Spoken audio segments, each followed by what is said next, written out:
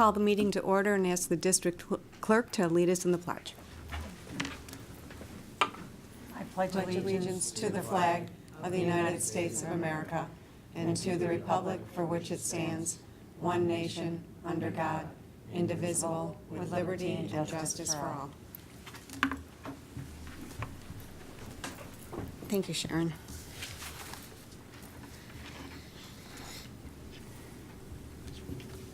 All right. May I have a motion, please, and a second that the agenda of September 12, 2017 be approved as submitted? So moved. Any questions or comments? All those in favor? None opposed. Thank you. Approval of the consent agenda. Let's see. May I have a motion for the approval of the minutes of August 8th, 2017 as submitted?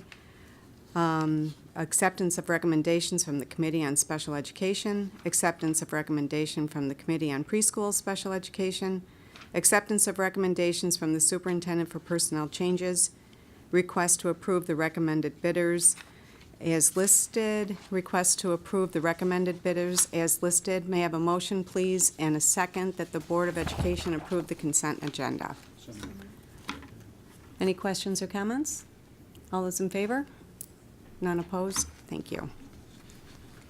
All right, our treasurer's report, which was in our packet, that's right. So may I have a motion, please, and a second that the treasurer's report, including the cash report, the general fund cash report, the general fund revenue status report, general fund budget status report, school lunch fund cash report, and school lunch fund revenue and expense budget report for the month ending July 31st, 2017 be approved? Second. Any questions or comments? All those in favor? None opposed? Thank you. All right, special reports. We have two special reports this evening, the first being the Penfield Education Foundation, and then followed by our directors to talk about the summer program summary of all the great work that took place over the summer academically. But we'll have first ask Mrs. Steph Dana and Mr. Jason Torres to come on up to the table. And as they're walking up, I'll just share with the board. I've kept in the loop with, in terms of the foundation. It's been over a year in the making, but we are now official. And I'll turn it over to Jason and Stephanie to talk a little bit about the foundation and see what we can do to support you. Thank you for having us. The Penfield Education Foundation was formed as Dr. Butt.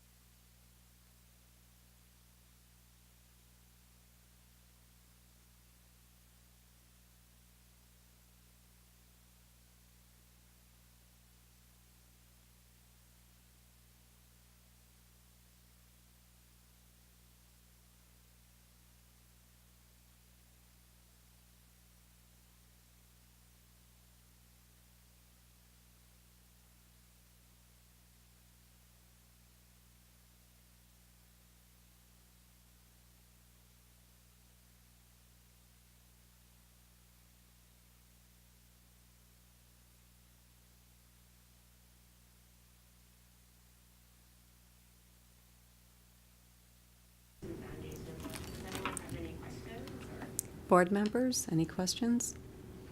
Comments? Barb? I'm not. Jim is running in the race. My husband, Jim Babiars. I don't know if you're running. And I will be working in that pancake truck. So.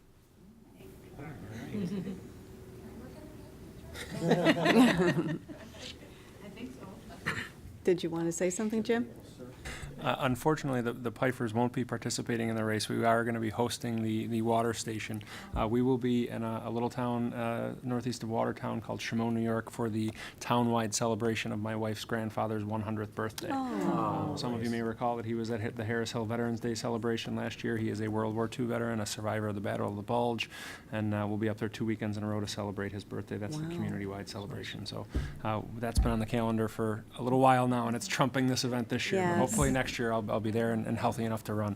But please make note that I've crossed your name off my list. All right, it's a good thing. It's a list of, and I signed up. I'm not running, but I'll be working the event. But there's a great long sleeve T-shirt and a beautiful red Nalgene bottle that for the first 200 people that register. So I signed up for that. I just wanted to add to the presentation 2 really cool things. One is we have had wonderful success with getting our sponsorships, and because one of them's in the audience, I will just reference a thank you to Gary Huffman with Campus Construction, who is one of our gold sponsors for the event, which is great.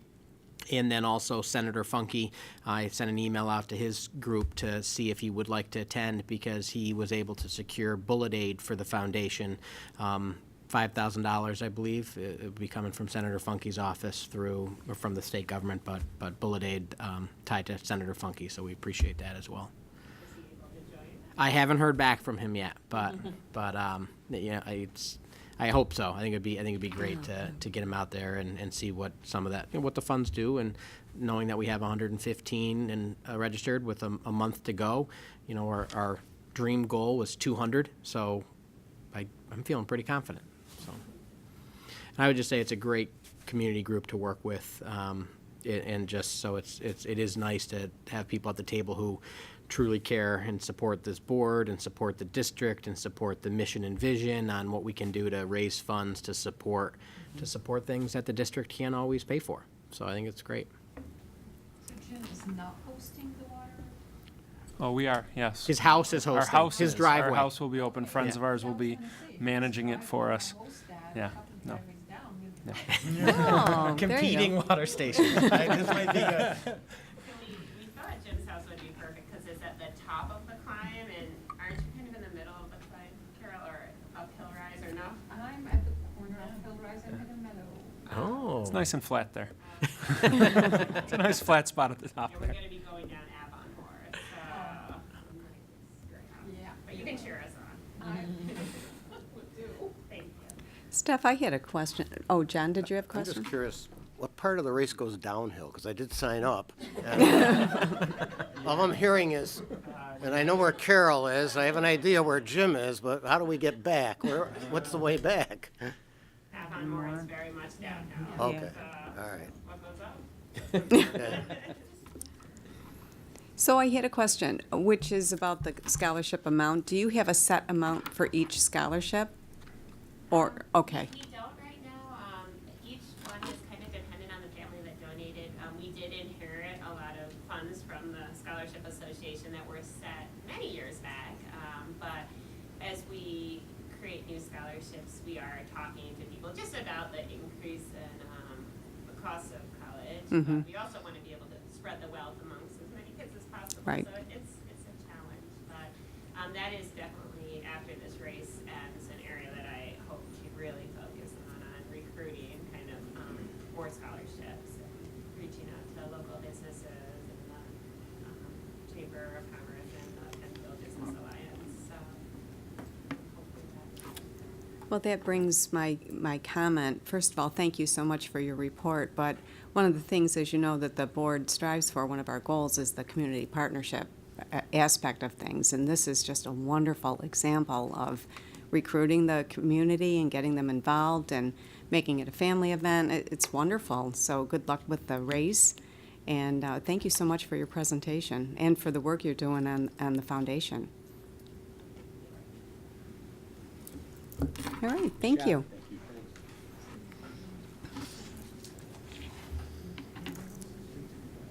So we have our second special report tonight. Our directors, Scott Dressler for Special Education, PPS, Nicole Whitehead, Director of STEAM, and Christian Williamson, Director of Humanities. Yep. Hit that button too. Yeah. So only because I enjoy working with these three and like to add some pressure, they've all known that I've told them 5 minutes. And I was reminded at agenda setting, Catherine also mentioned that I had told her 5 minutes. No pressure, 5 minutes each. All right. Is that 5 minutes each or combined? Oh, each is okay. Okay. All right. Thank you for being here very much. And I know you you guys have a clicker because your slides Yes. are, I think they're next. Yep. Oops. Yep. There you go. Okay. So is this working now? Okay. So thank you again for having us here. I'm going to supply some updates on the ESY program that we run for our students with disabilities. An overview, we're going to talk about the summer programs that we all run, and then some curriculum projects and some professional development with Jim Pfeiffer support as well. This summer, we had the extended school year program for students with disabilities, and we also run elementary math and reading camps, as well as development of a hybrid health program that's being rolled out this year. So they're going to be talking about that. So the No. extended school, I'm sorry, I'm backpedaling. That's okay. The hybrid health has been going on for a while, and it's a summer program separate from the curriculum, but I apologize. that's okay. So the ESY program, something that I do know something about. We offer similar to what we did last year, is 2 6-week extended school year programs that are for students with disabilities that qualify based on a CSE recommendation to provide instruction so that regression does not happen over the summertime. We have Rick Borman, who leads those programs over the summertime. He is very dedicated over the summertime and schedules his vacations around this program. It runs from July 10th all the way through August 18th every day. So thank you to him. The program focuses on direct instruction in all core subjects in ELA, math, science, social studies, and writing. This year, the staff consisted of 21 teachers and therapists with 17 teaching assistants. When you walk through the program, it is, I don't know how to describe it other than phenomenal and engaging. The students are surrounded with such caring staff, and they are so engaged because you really can take kind of a step back from the rigorous parts of the normal school year, because we are providing instruction that kind of supports the next school year as we're introducing topics that the students may address next year, and we're also, again, supplying some remediation so that regression does not occur. So we were able to support over 100 students from kindergarten through 12th grade in an 8 to 12:30 model. The 12-1 had 78 students. Those are special classes, kindergarten through 12th grade, and again, it mirrors a typical school day. We also have a related service model where there are 2 related service providers that provide instruction in reading, writing, and math. So those students are bussed in and bussed out depending on what the CSE decides as far as what they need for special education in the summer. And they receive small group or individualized instruction, again, in the reading and writing and math. And then we also have speech therapy, occupational therapy, physical therapy, and other related services provided as needed per recommendation from the CSE. That related service program is for 2 days per week, usually on a Monday, Wednesday, or a Tuesday, Thursday. That does not run on the Friday like these special class programs. But students, again, are bussed in for that and bussed out after that. What we continue to work on is how, after these programs are run, how we share out the information or the progress that the students make. As we continue to build consistency in that, right now what happens is that the special ed administrators, Rick is the lead administrator for our ESY program, so at our end of the year, SC Special Education Administrators Associate, Special Ed admins meeting at the end of the summer, Rick shares out those progress reports with our special ed administrators, who then in turn, at the beginning of this year, share those progress reports with our new case managers. And that is different at each level. Rick shares that through email and then follows up at his first department meeting. Joe, the reports are replaced in folders in the special ed office, and then he distributes to the new IEP coordinators this year. And at the high school, the same thing. Chris Brown shares that progress report with all the new case managers to ensure that they get the updates. But again, thanks to all the teachers and the staff that were able to support the program, because it is, again, it's something that is very rich for the students that are able to attend, and they see much benefit from that. Okay, we're going to transition over to our annual reading and math camp. This was the 7th year that this camp has been held in the district. This year it was held at Harris Hill. We rotate between Cobbles and Harris Hill depending on where ESY is. We try to keep it in the schools that are air conditioned for obvious reasons. We had 20 teachers that taught either in the reading or the math section. They do one or the other. And we had students from all 4 elementary buildings attend. We had close to 100 students attend this summer.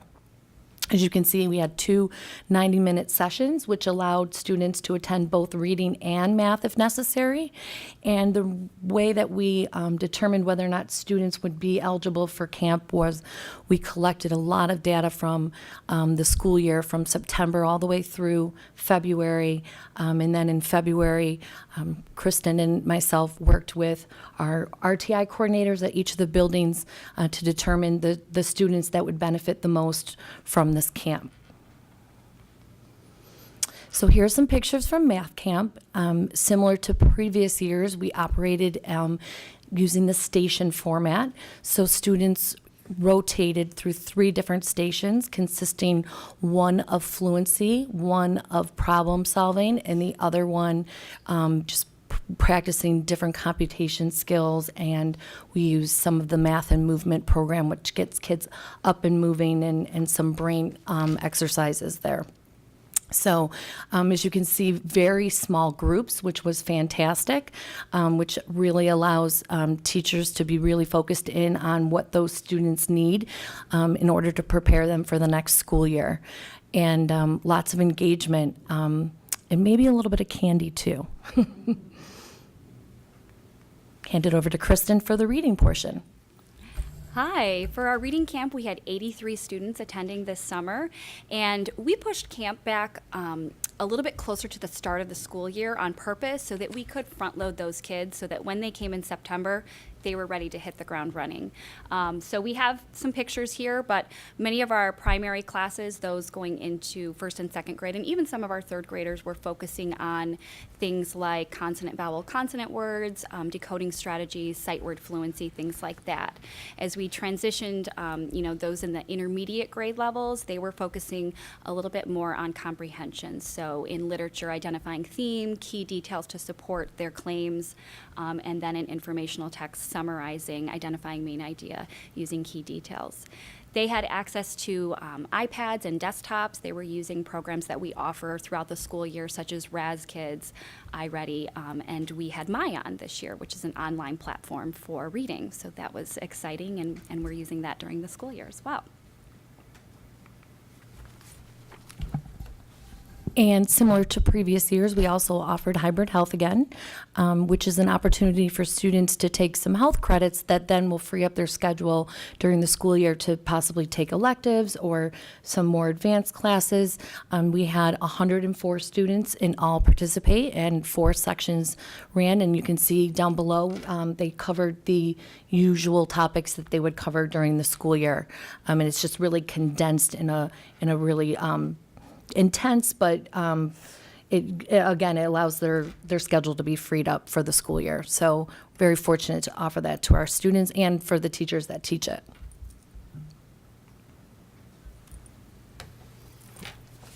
So in addition to the programs, I was involved in my first curriculum writing for Penfield, and thanks to Nicole and Kristen for training me in the UBD framework, and for Jim for implementing this across the district for everything that we do. It's we're able to start laying a foundation for our social emotional curriculum at the kindergarten through 5th grade level.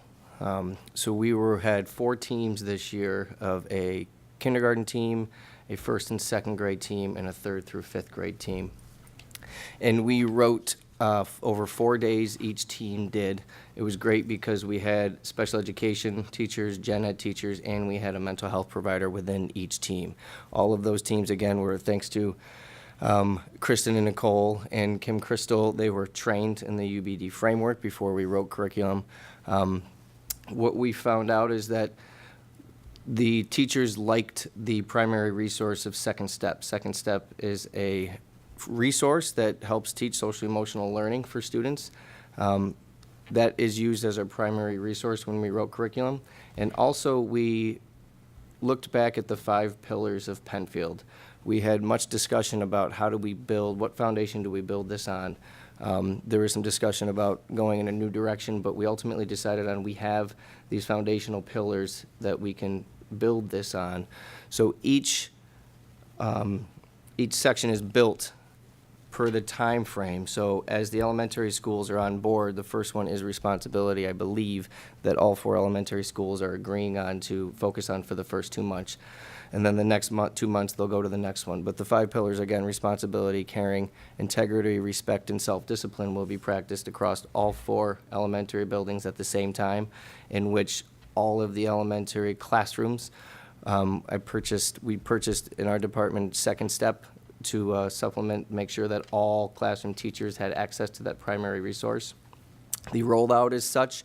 The curriculum is written. It's being housed right now in Office 365. I am still presently combing through it to make sure it's all consistent, and I want to make sure that the rollout is done with care, and so that building principals and staff are on the same page with how they want this rolled out so that students benefit the most from it. So really just taking care in the consistency and implementation of how we do this at the kindergarten through 5th grade level so that we can really make an impact as they go through our school.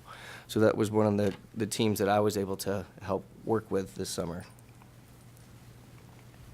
Okay. On the STEAM side, we had over 30 projects going this summer with 75 teachers involved. So kudos to them, and I think it shows their dedication to the district to be giving up their summer hours and being a part of this work. So we also followed the Understanding by Design framework that Scott mentioned earlier. You can see the projects that are listed here. Out of these, I'd like to highlight the new elementary health curricula that was developed by some health teachers, as well as Mary Beth Walker, and that is for the new health curriculum that is being rolled out. Actually, last week started. Grades 3, 4, and 5 are all receiving 7 health lessons throughout the school year. These 7 health lessons, each lesson is based off of a different healthy habit. So we're really excited to roll that out and have already received great feedback from teachers and students from last week, the first lesson. At the middle school, we had many, many projects going. Here I'd like to highlight that we took our 8th grade PE course and incorporated in a mental health unit, again with the work of Mary Beth Walker and PE teachers. I think that is fantastic move, and it speaks to some of the goals that we have for the entire district K-12. I'd also like to point out the integration of resiliency skills into PE curriculum, and that is actually happening K-12, and that incorporates the use of the ropes course. I know that some of the faculty got to experience that themselves last week, so a lot of great work going in there. And then also the digital citizenship work that is happening at the middle school.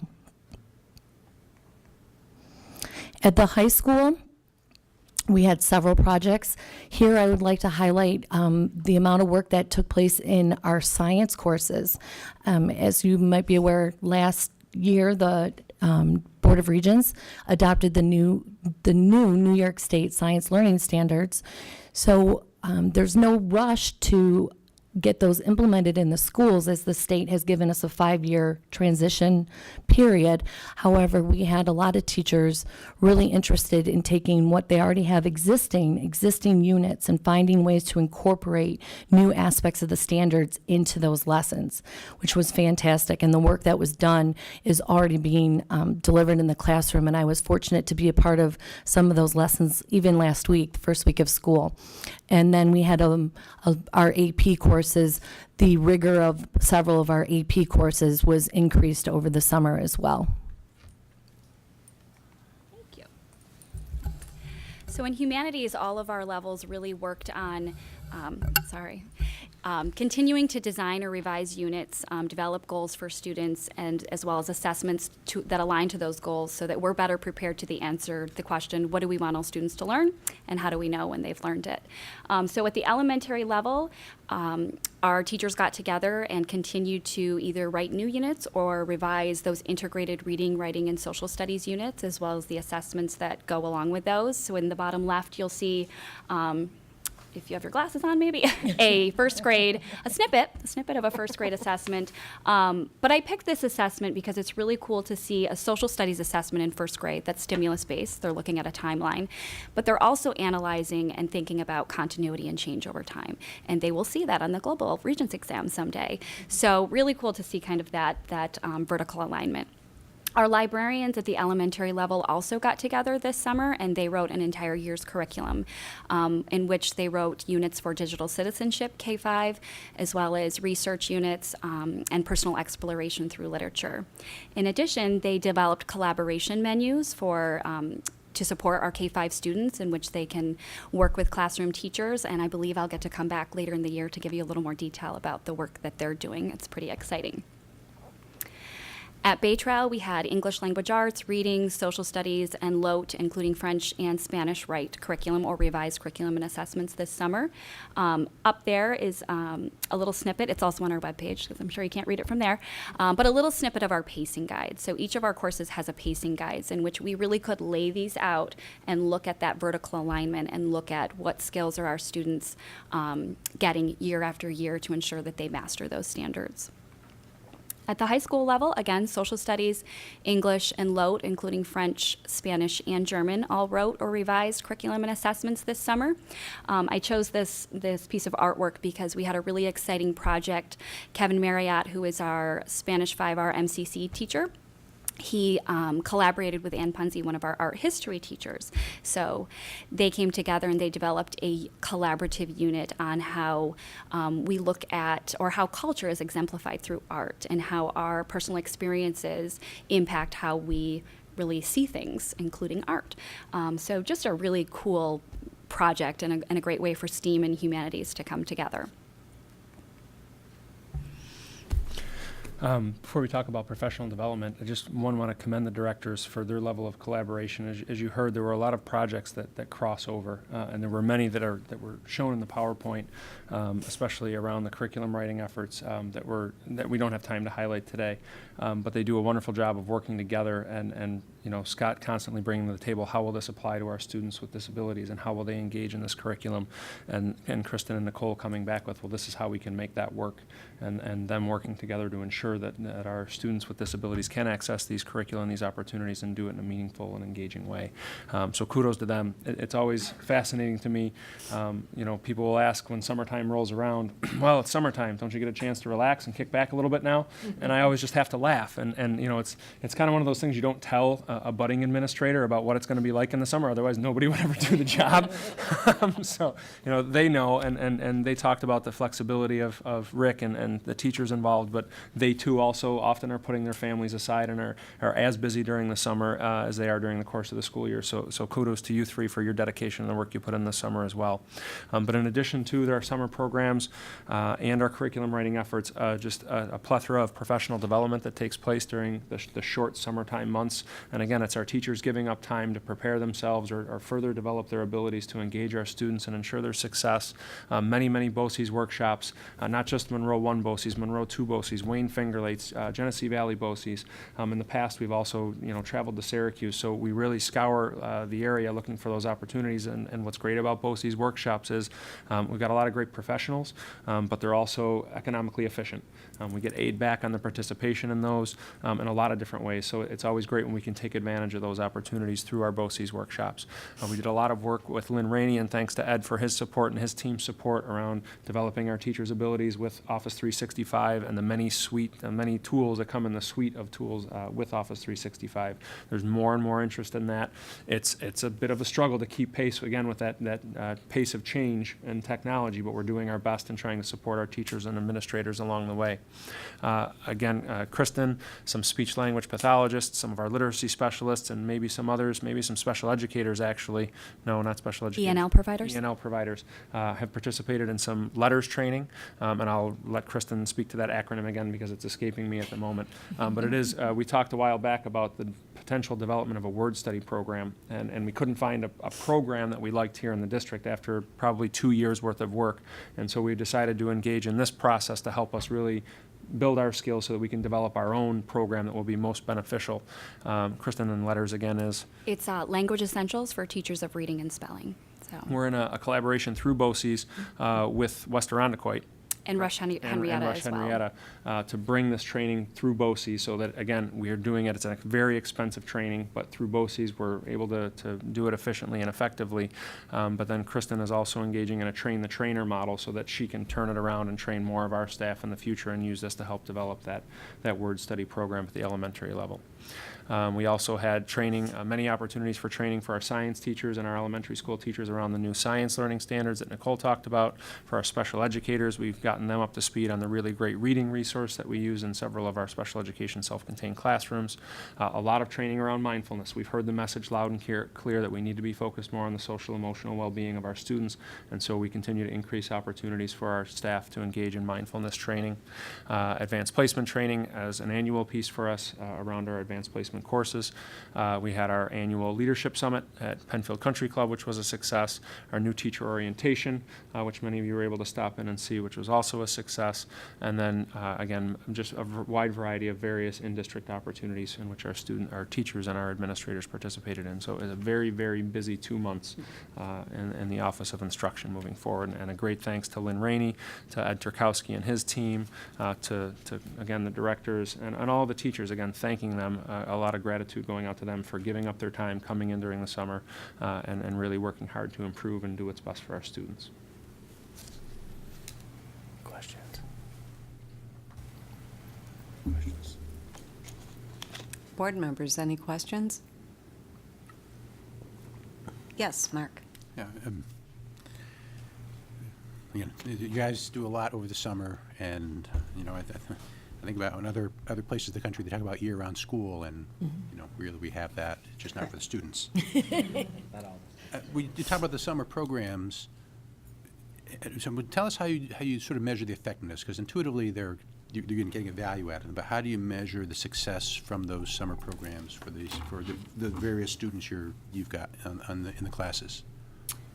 Are you talking about the extended school year with the special education, the reading and math, or all of them? In any of those, you might do it different ways for different types of programs, but just how would you approach that measurement of success? Do you want to talk? I can start with ESY.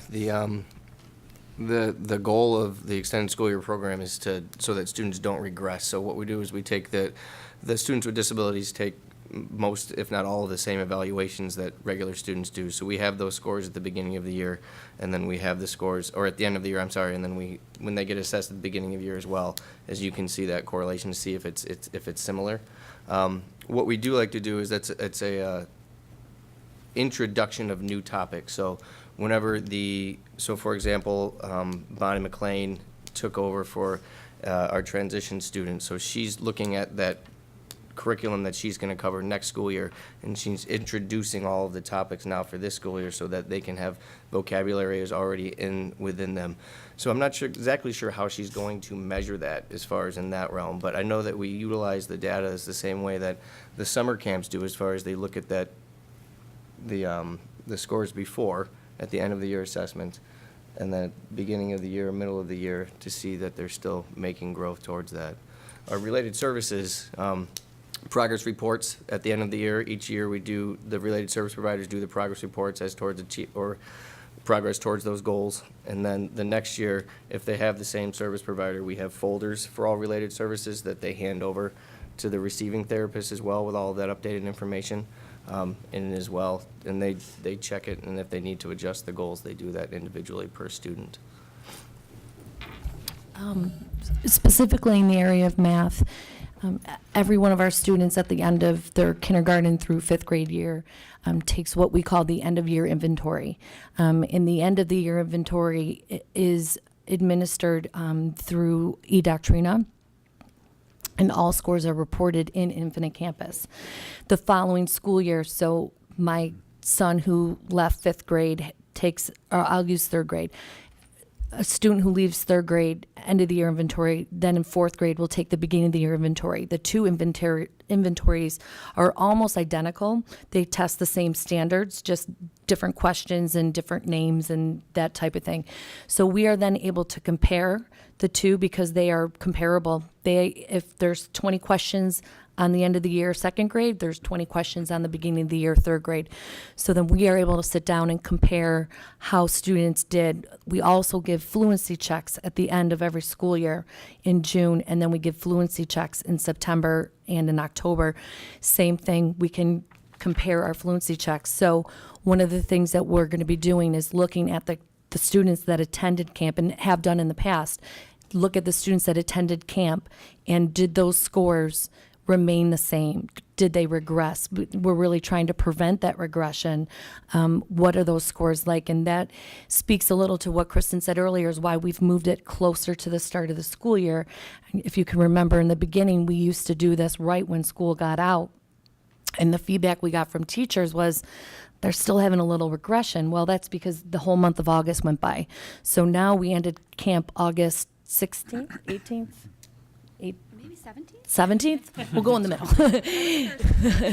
So, yes. So now, really, we're only 2.5 weeks went by. So we're going to be able to sit down and take those scores. So right now, our students have until September 22nd to take that inventory. And once they do, then the fun part, I like this part, the data analysis part kicks in. And that's how we'll measure it on the math side.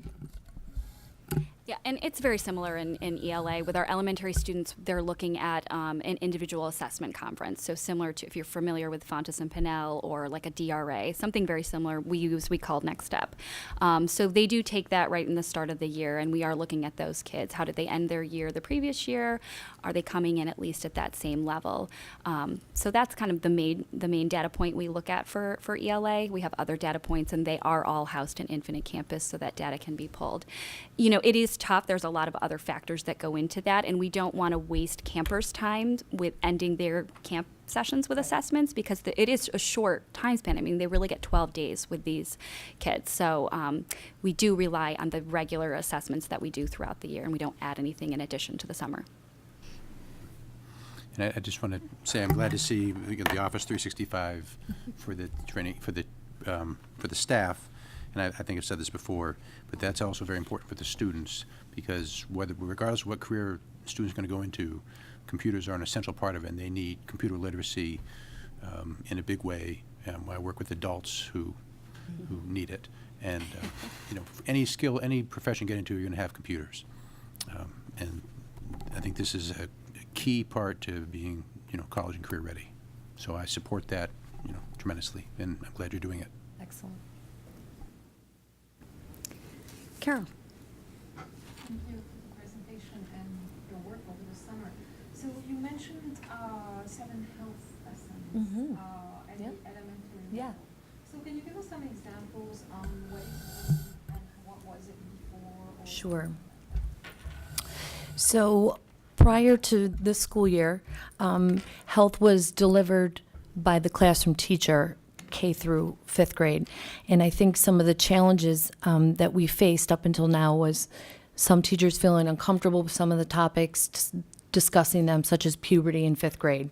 Right. As a former fifth grade teacher, I personally loved that topic, but I just, so they also struggled with finding the time to fit it in because that elementary schedule is packed and there's, so many expectations when it comes to social studies standards and new science standards and math and reading and all those good things. So it was hard for teachers to always fit it in. And so part of the work that we did, Jim, Mary Beth, myself, and the elementary cabinet was trying to secure some guaranteed time that every child would get these health lessons so that it wasn't, if we have time. So in grades 3 through 5, we worked it out that a health teacher from the high school rotates on a base, she spends 6 days at each elementary school and delivers a lesson to those classrooms 3 through 5. So every classroom at the end of the year will get 7 lessons. Every lesson is based off of a different healthy habit. So the lesson might be proactive. Be proactive is one of the habits. And then we'll tie health into that. So, what goes along with be proactive? So, for example, we might be tying in, I don't have it in front of me, but I could definitely get it to you, hygiene. So how do we be proactive and tie that into hygiene? So we're really trying to incorporate all of that in together. Did I answer your question? Yes, that does answer my question. Okay. This is working. So I think what's nice about it, what I've heard, again, only a couple teachers have gone through the rotations, but what they're really liking is somebody that's coming in, knowing exactly what they're doing, and that time is carved out of their schedule for them to have these lessons delivered. Students are engaged. We're using the 7 healthy habits. There's a book that goes along with it at the elementary level that tells a story with each habit. So far, so good. Okay, so does this mean that we still do DARE in 5th grade, which, as Yes. you know, there Yeah. are people who We do. find it very controversial and people who Me too. swear by it, so. Yeah, so we still, I look at DARE as a partnership with the Monroe County Sheriff, and there has, in the last few years, has been some research, you may be aware, I think Carol is, around, the effectiveness of DARE and does it actually, but I've always looked at it as, it not only is it great for our kids in terms of having those conversations, but it also builds that partnership with a positive partnership and interaction with the Monroe County Sheriff, who partners with our district a lot. So we're continuing to utilize the DARE program at the 5th grade. So that one of the things I think, and I just would second Jim's comment, you guys have done a great job, and Jim went over the 5 minutes. You guys are all good. I think that with the DARE piece, that we don't want to throw the baby out with the bathwater. So this health change, I just think is a great beginning of consistency across 4 elementary schools. One of the things that this team here has really done an incredible job with is bringing consistency across 4 buildings. So in the past, prior to my time here in gym, it was really each building wrote their own curriculum, used their own textbook, created what they wanted to do, and they all did great. They all have wonderful, positive cultures, but that consistency piece I always think of is if I move from the Cobble sub-district to the Harris Hill sub-district, is my kid going to is it going to feel like they're walking into a completely different district? And we've really done away with that with the incredible work of the directors supported by Jim. So DARE's still there. Okay. I would just point out, too, that I just out of pure randomness stopped into 2 health classes. It's Beth O'May is the health teacher. She's a certified PE teacher as well, and used to be a PE teacher at Indian Landing. And she's got she seems like she loves it. I ran into her at Wegmans too. I mean, she loves working with the younger kids, so much different than the high school kids. In both classes I walked into, full engagement from the students, having fun, and as a parent of a 4th grader and 5th grader, we got a nice letter. And if you remind me too, we can get that information to the board that breaks down each of those lessons. So I can absolutely do that. it's been great. Okay, that would be great. So you talked also about rewriting curriculum also at the secondary level, and with everything, our big focus on social emotional. So would you be able to provide us that also? Sure. With this information? Sure, absolutely. All right. I have one last question. Sure. As you can imagine, I was thrilled to hear that you did rewriting of the curriculum in LOTE. What? You were excited by that? So does this mean we're getting new books for the French program? Oh, come on, I'm not going to give up on that. I think they've hit their time limit. No, Time's up, red light. Which program in particular were you referring to? Well, high school French that is not SUPA, because SUPA mandates their own books, but the other books, the ones that are talk about things that kids don't even know what they are, like films, 35 millimeter films, and Yeah, we have slowly been chipping away at that animal for sure.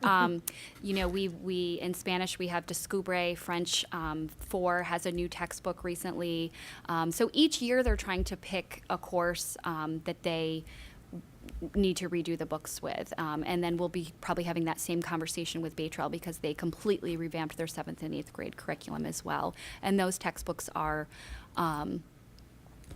probably needing an update as well. So each year the department chairs along with Leslie at the high school kind of budget for, something new.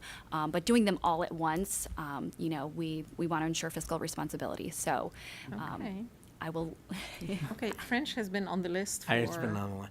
One of the things though that Century Kristen mentioned, which is really important, is that and we've been doing this. Jim, I commend Jim for focusing on this. Is we're not buying a book and then using that as our curriculum, but instead writing the curriculum and then going out to find a book that can support that curriculum, which is really it really is a progressive view. It's what we should be doing, and I've been here for a long time. I live in the district. We weren't always doing that, and so I'm really excited for that. So that answer around the fact that they're writing curriculum first in books, but there's lots of other things to talk about with that book. Yeah. And now that I think of it, I think one of the books we replaced was for French 2 hours. So you may walk in and you might see that already done. So. I don't know that I'll be able to walk in, but it's nice to hear. Yeah, and all of the books we've purchased for LOTE these past 2 to 3 years all have online components too. Great. So kids are really accessing up to the date and information, videos, things like that. So Great, excellent. Yeah. Can I ask one last question? I just want to see if anybody else has any other, that's okay. Okay, John has a question. It could answer I can yours. wait. So, no, that's okay. No, by all means, go ahead. I don't want to take up, time of everyone. So the grades 3 to 5 health curriculum, does that, just so I'm clear, does that mirror the topics that are covered in the hybrid health? Go ahead. They're two separate animals? So the hybrid health is for high school only. Okay. And so the 3 through 5 topics, nutrition is one. Let me just pull up the topics here. I'm sure that there is a lot of, so we don't cover addiction at the 3 through 5. We do cover drugs and alcohol, but we don't really get too much into the addiction aspect, and relationships is not another one. So I'll provide the list of the 7 topics that we have at the elementary. I don't want to speak wrong now, but I do know that mental health is one, personal hygiene is another, and nutrition and drug and alcohol. Those are the ones I know off the top of my head, and I'll provide the list of the rest. The one piece with it, I think, is that the hybrid health class with the history of that is there's 2 graduation requirements all high school students need to take, Health 1 and Health 2. And for years, just a little background, for years our students went to BOCES, summer school, to take that class. And after a lot of time working at it, when we started the Futures Project, the hybrid health class was the first class that said, we could do this here in our own district and try to focus it on things that we feel are appropriate for our curriculum as opposed to the BOCES curriculum.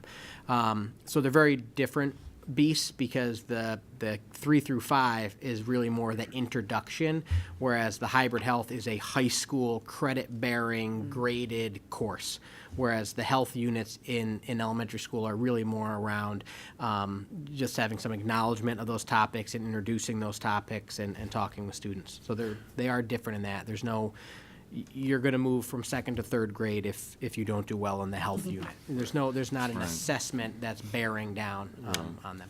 Just Okay. also in terms of the curriculum, it's important to note the work that took place, the health standards as put forth by New York State are pretty large and vast, right? And they're vertically aligned to make sure that kids engage in those topics in the appropriate way at each grade level. But there was a lot of work that was done between Nicole Scott and Mary Beth Walker to look at, okay, if we take those health standards and we take the portions of those that are especially mental health and social emotional related, and as we were developing this curriculum for 3 through 5, looking at, okay, what's going to be covered by the health teacher, and what's going to be covered in physical education class, and what's done through the second step lessons, and looking at the work that Scott did around the social emotional curriculum, because we wanted to make sure that we didn't have unnecessary overlap, but that there was if there was an area that we really wanted to emphasize, that it was touched upon in a couple different ways. So there's been a lot of work to integrate and align and ensure that we're being consistent and efficient within those various curricula, because there is a lot of overlap when we talk about those health type topics, and we want to continue that effort moving forward. Thanks. And then as far as the summer camps, you said the students were invited. How does it work for the extended school year? Are they invited, or are they mandated or required to attend that? How does that work? So the CSE, the Committee on Special Education, determines at the annual review meeting the service provider or the case manager brings to the meeting documentation for regression. So over a long weekend or over the holiday break or the February recess, if a child just very simply knows multiplication facts up to 5, so they have that data before they leave, and then when they come back from February recess, they may not know that same information, so they have lost some of it, they've regressed. They'll bring that data, they'll bring data that supports reading fluency and things of that sort. So they bring that data to the CSE meeting, and then the committee decides that if the child is regressing over those times, then they can recommend extended school year to prevent that regression. So that's how that's determined for all of those students that go to ESY programs. Great. And then last one while you're warm. The 5 pillars, I've seen over the last 3 years that is already built into the action plan for the principal. Or I know at Harris Hill it certainly was, or has been. How is it different now? I see that has been, I guess, integrated in the curriculum. Was it not before? Or The pillars were such where we're just trying to build some consistency across all 4 buildings. They've been there, they've been present. I don't know how much they've been utilized as far as a foundation to build consistency and interweaving it with our social emotional curriculum. So what it is that so Harris Hill Walk the Talk, Mr. Nelson and the staff there worked that over last year, and they kind of redid that as a building. So that's now happening. It happened at Indian Landing. It's happening at Cobbles. I'll let Dr. Kenny share what he's been working on with his. But it really works with it's kind of a PBIS framework without saying PBIS, but at the same time, it really using those pillars as the overarching umbrella, and at the same time, so they're recognizing responsibility, what it looks like, what it sounds like, what it feels like within each building at the same time at the elementary level. And then also the same primary resource of second step as well. But we're really trying to, before we looked at everyone buying into these 7 habits, it's a resource that we can use to supplement, but 5 Pillars was already part of Penfield. We were just reviving it to see if it's where we want to continue to go before we reinvented the wheel. It's a recommitment, and I think John's other hat is a parent at Harris Hill, and so it's kudos to Mark Nelson and the Walk the Talk that those were incorporated in. And I know at the board meeting last year, Mark presented that, and so it goes back to Scott mentioned the consistency. It wasn't happening as consistent in the other 3 elementary buildings. And so that piece that every student in elementary school is focusing on one of those pillars across the district within that same 2-month time frame, and then moving on to the next one and all focusing on it, comes back to our commitment to around the whole student, focused on consistency across our elementary buildings, common vocabulary as the kids all enter middle school together and have that background. And I think I'm excited. We met with Dr. Kenny today around his action plan. Jim and I did, and I'm excited for that presentation of the action plans because they're all incorporating the 5 pillars into what they do, which I think is going to be exciting. Great. Thanks. And the Team Steam logo is awesome. The one on the T-shirt. Just had to throw that out there. I did not design that. That was Ann Punzi, but thank you. I will pass that along. Okay, Carol, any other questions? Carol, did your question get answered? I did find it Okay. by going back to the slides. Thank you. Okay, very good. Wow, thank you so much. This was very in-depth, very informative. I'm always amazed, you've heard it a lot tonight about how impressed we are with your dedication and your, the work that you put forth all summer long. It's, I know you're dedicated, I know you love what you do, but it still has to be hard. The summer is so short, and especially this summer, it didn't really exist, so there was some challenges. This week, right? Yeah, right, now that we're back. So those challenges must have been there, but we appreciate everything you do. Thank you so much for your report. Thank you for coming tonight. Thank you for having us. Thank you. Anytime, of course. Thank you very much. Nice job. Thanks. Okay, so that's our special reports. Now we're on to visitor speaking time. We don't have any visitors. But this would be the time in the meeting where we would welcome residents to bring their concerns and comments to the board.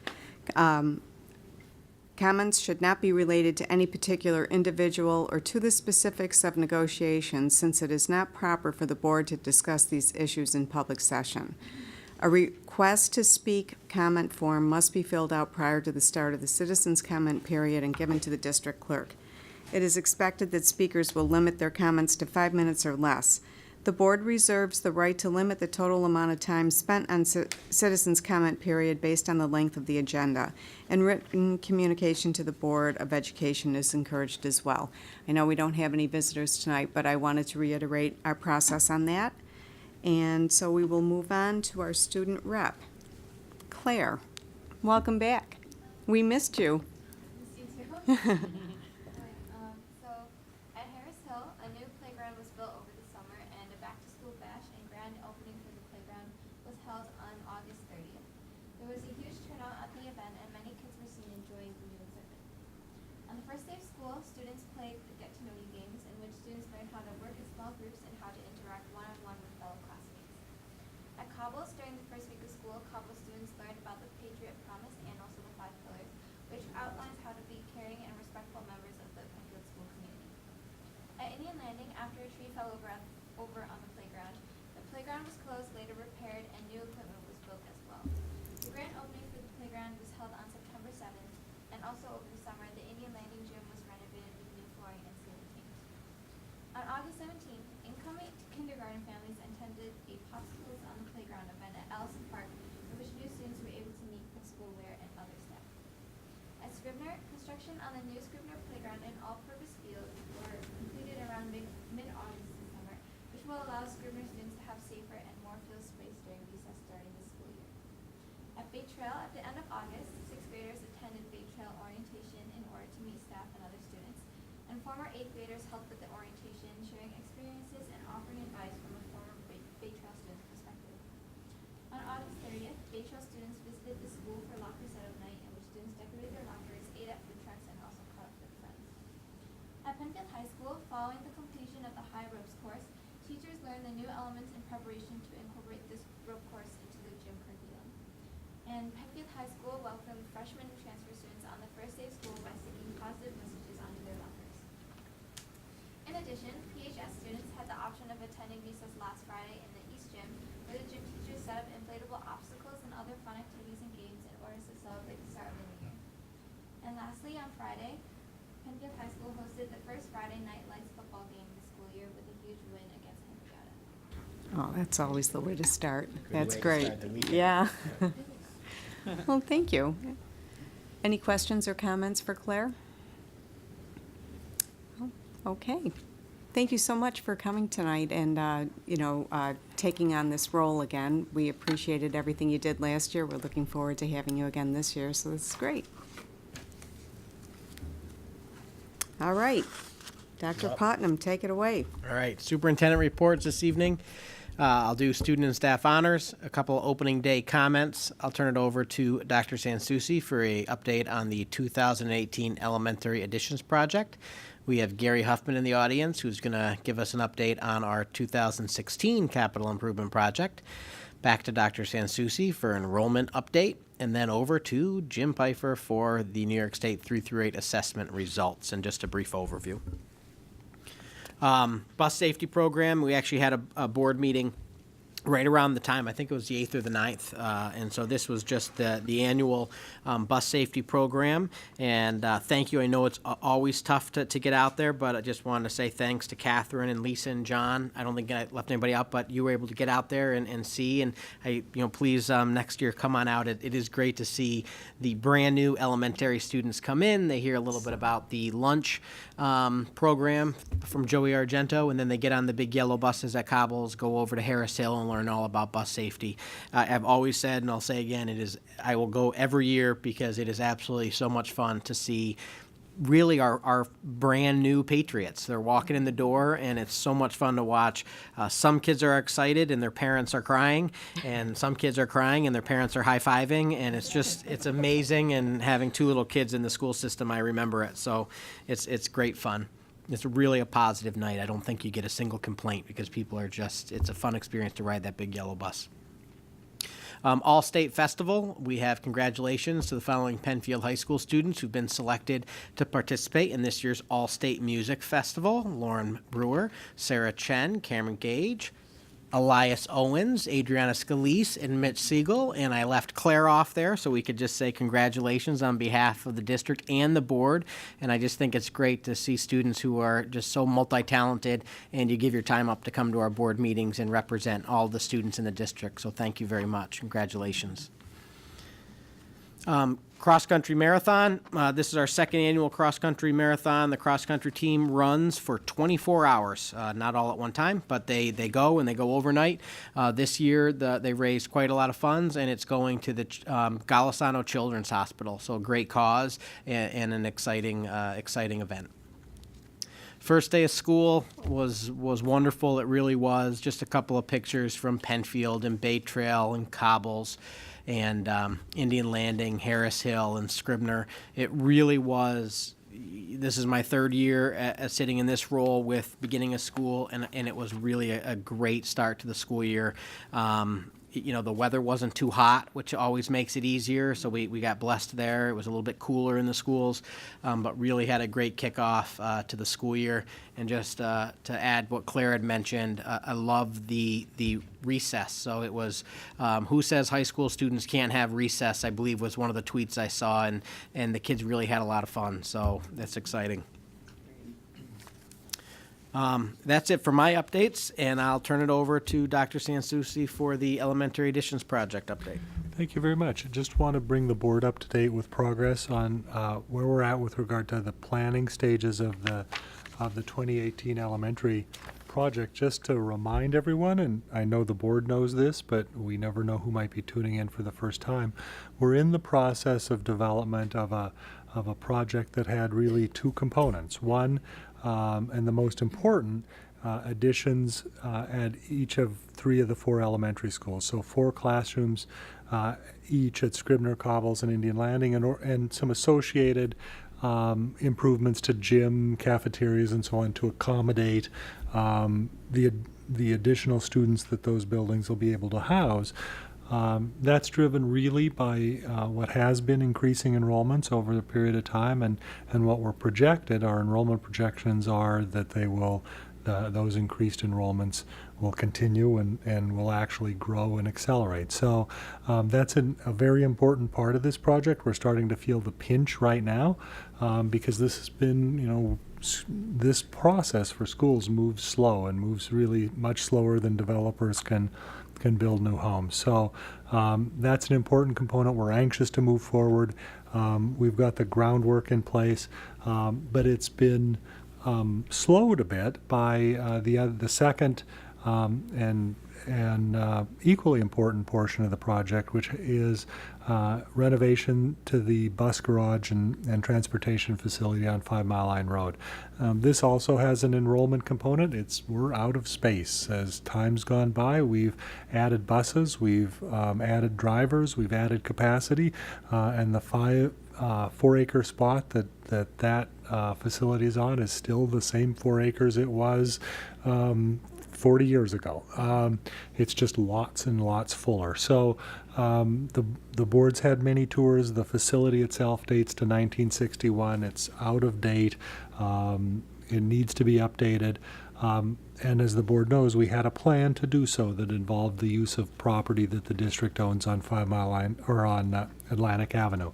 That proved to be impossible to build there. It's the wetlands that we knew were there have grown, and really it's not going to be usable for this function. So we dropped back. We know we're under the pressure at times, so we began to look at different options. We reviewed a number of different options. The board certainly has been along for those conversations. If the public's tuned in, they've seen those conversations as well. But that fourth option, purchasing land, the decision was made that we should investigate that thoroughly, because when we weighed the pros and cons of all of the other options available to us at this time, we thought that might offer more advantages than disadvantages, that it could really offer us some additional capacity and utility that would make sense. So we've been moving forward over the course of the last couple of months with regard to that. We'll always continue to review the other options. This is in flux right now, and we're willing to look at anything.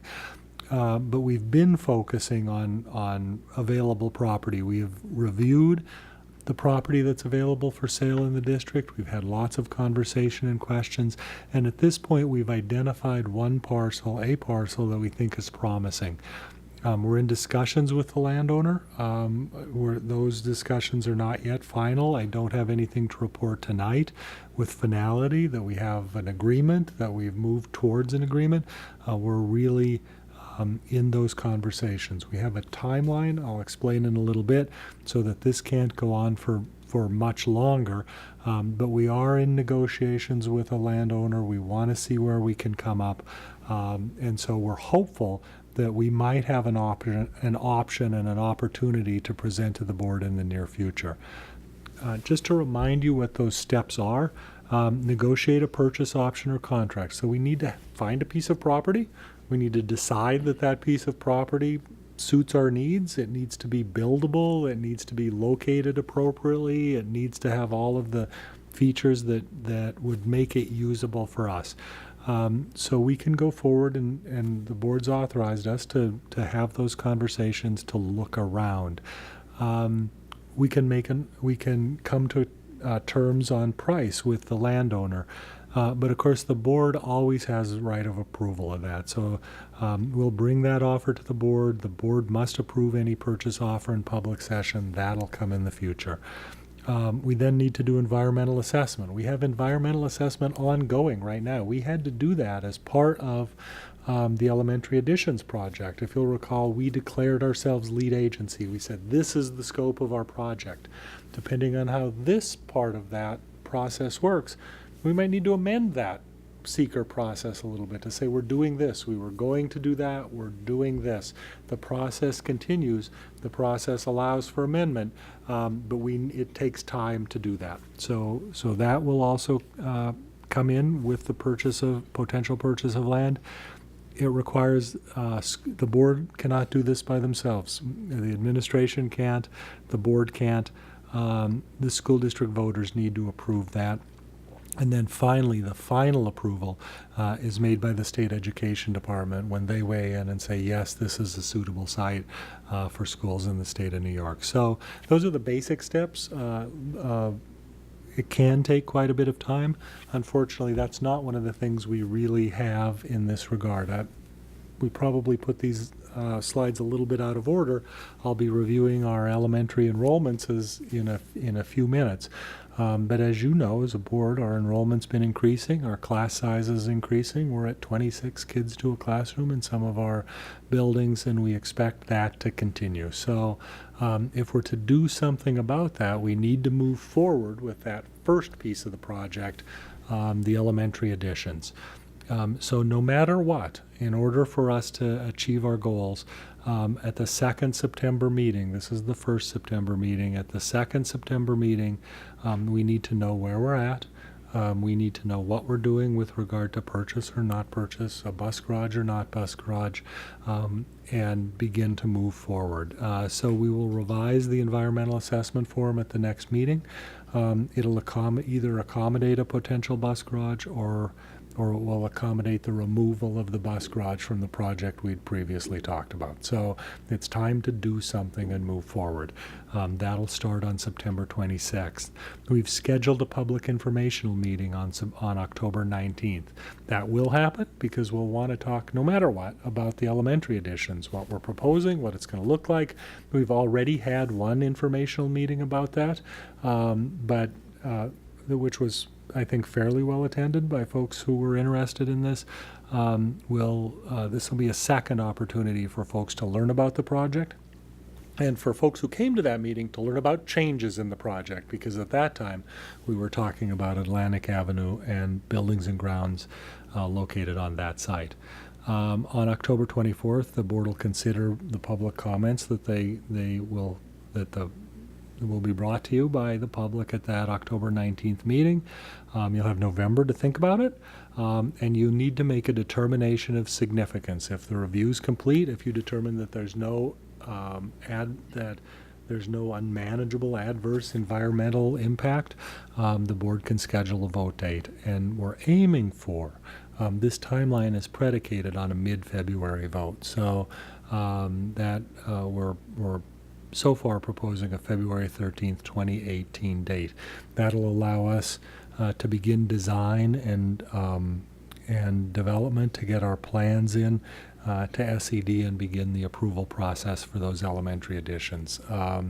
We need to get that ball rolling, the design, the development, and the SED approval, and then bidding portion of this project can take several years before we actually get a shovel into the ground. So that's why that's that pressure of time. We don't want to get further behind, and as you hit the bigger deadlines, it just gets shoved further and further out. So that's where we're at. No real news tonight other than that we've identified a parcel, are moving forward, and that we're committed to that February vote date. We want to make sure we hit our marks to get there. So our next steps will be to establish a site, to complete seeker, and we also, tangential to this, but we need to have a conversation with SED. We want to talk to them in preparation for our submittal of our plan. We want to sit down with them and explain what we're doing and why we're doing it. We want to show them our buildings, our plans for the buildings, talk to them about our enrollment projections, because we want to make sure that once our paperwork hits their desk, that we've done that pre-work to make sure everything goes smoothly. So if there's any time to have a question, if we need to change something, if we need to change course, or they aren't going to approve something, or any of those, we don't anticipate problems, but it's better to learn about them now rather than wait a year, submit, and then wait a minute, that's not what we thought we were talking about. So that meeting's been scheduled for September 19th. Dr. Putnam, Mr. Maloney are going, along with representatives from Bernie Donegan's office, our financial advisor, and also from SEI, our architect. So that meeting's on the book, scheduled. We'll be moving forward with that. We need to finalize the budget for this. So I haven't been talking about that because until we figure out, we have lots of budgets. I have lots of budgets, and I just don't know which one to start talking about. So that will also be coming in the very near future. And then finally get board approval for the project that we have, schedule it, and move forward. So that's where we're at with the elementary additions project. Are there any questions? Can I help with? Thank you, Mark. Board members, any questions? John? Has anything changed with SED approval, or is there still going to be a backlog? Is this going to be like a hurry up and wait? There's sort of a change. It's they've instituted a new process. There's still a backlog. Let me short circuit that. There's still a backlog, and there will still be a backlog. That's a function of staffing at SED. They are not staffed for their obligation. That's not their fault. That's a fault of our state government. They simply don't have the people do the work that they're assigned. So when that happens, time frame stretch, and that's what's happening here. However, they're trying to deal with that administratively, and one of the ways that they're doing that is they've established a process. We haven't been through it yet, so it's going to be new, but they have but facilities planning, that portion of the state education department that does this, facilities planning is contracted with Oswego BOCES to review projects. So essentially the way it's going to work, if your project is additions and complicated, ours is additions. It's not a very complicated additions project, but it does have additions, and that brings with it some complexity. But then there's that kind of project, complex projects, big projects, additions projects. Those will still go through the traditional SED process. Other projects, I want to tune up some toilet rooms and do this, and the renovation sorts of projects. Those districts will have a choice to send their project to Cap Region BOCES.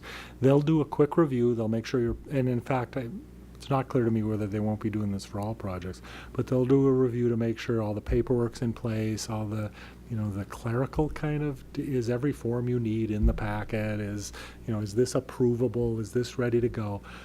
And if you wish, you can pay a fee that will flow through that BOCES, and they'll have contracted with architecture and engineering firms to review your projects under the code. So the idea is they're sort of outsourcing a part through BOCES, as the manager of this, part of their load. The hope is over time that helps, speed things up. SED will be doing the hard, complicated things. They'll contract out the other work. That process is in its infancy. I've certainly never done it, and it's only a few months old. So even if it's going great guns, it hasn't lowered the lake yet, right? So, and it's probably going to be that way for a while. We'll see. And we will be going through SED just because with an additions project brings with it questions of enrollment projection, building capacity, all sort of the muckiness that SED can deal with because they have the experience. Thanks. Yes, Carol. Yes, Mark or Dr. Putnam, for the benefit of the public, because we haven't purchased a piece of land for many years, would you be able to explain why board members cannot say where the piece of land is, where the discussions are happening, and all of the process Sure. that governs The all purchase of this? land at this point is it's the clearest example of a approvable topic for executive session that there probably is in all the list of projects, because the discussion of that in public could affect the price of the project or of the purchase. It's just as you negotiate you don't necessarily share your ask, your bid price, all of that in public when you're doing this yourselves. Boards aren't obligated to do that either. That doesn't mean it's done in secret. What it means is that the results of that conversation are brought to the board when they're complete for the public to view and for the public to ultimately make a determination on. But I think anybody that really steps back and thinks about it would realize it would be pretty unwise. You wouldn't do it yourself in public, and it would be unwise for the board as a corporate body to have negotiations in public. It doesn't make sense. You would find yourselves always at a disadvantage. So, does that help? That does, for people wondering. So, yes, thank you. Definitely, yeah. Anyone else? Mark, I wanted to tell you that I appreciate the fact that you brought up how long this takes and what a slow process this is. I know a lot of people, just like you mentioned, when people do a land purchase on their own time and in their own way, it gets done. You do the process and it gets done in no time. And people tend to think that it should be done in this case, in every case, when it comes to whatever it is that we're undertaking. And it just doesn't work that way. So I think it's good to bring it up and make that reminder as we go along. You know, and I thank you. I appreciate that. And I think it's also good to just remind ourselves, because I forget this too, how many sort of twists and turns this whole thing has taken. Because don't forget, for a little while, you know, as we started this process, we've known for some time we have, you know, we have a decent history with enrollment projections. This board's always been committed to long-range planning and foresightful, and so we've been talking about this for a while, right? And then the board, and then, I'm sorry, the additions project took a couple of left turns around the golf course. Right. You know, for a while, we thought we might be building whole new schools. And, you know, we wouldn't be talking about little classroom additions, and we wrestled with that in public for a while. What are we doing? What does this look like? You know, it's been maybe longer than we would want, but there's certainly good reason for that. You know, it's there have been there's been a lot of stuff that's happened, a lot of intervening variables, and we've had to ride that out. Yeah. You need to make the best decision you can, but you know, you don't just blindly go ahead and hope for the best, I guess. Exactly. So. All right. Okay, thank you. So I'll have Gary Huffman come up and just talk to us a bit about the 2016 capital project update.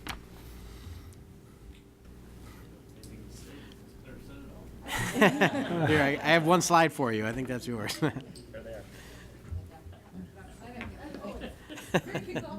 are. Claire said it's all true. I'm done. We had a very good project. I'm speaking as past tense, but I made a promise, a personal promise here back in the spring, that I wouldn't tear down a playground unless I replaced it in time. And so we managed to be successful to the extent that we did take down the playgrounds and replace them without raising concern amongst the public that they were looking at empty sites. So we did grapple with a very wet summer, probably one of the wettest ones on record, but we managed to get through it successfully, to the extent that, as Claire said, on August 30th, you had a PTA, very successful PTA dedication of the Harris Hill Playground Complex. It's huge. It's just, if everyone has seen that, it's just massive. So I think there's some very good playgrounds in place now at each of the elementary schools. Each of the schools had them for the opening of school. So I marked that as a success. We also, less obvious, we did some, in each of the schools, we did vinyl asbestos tile removal, VAT for short, and in various classrooms, including this building. And that was all accomplished and completed before school started. And the last big piece, as you know, we finished the multi-purpose field at Scribner earlier in the summer, but we're doing the baseball field right now at Bay Trail. So the rain holds off. We hope to be sodding that by the end of this month, and then we will be closing that project out so that Bill and Mark can do their final cost reports for December. So we're almost there.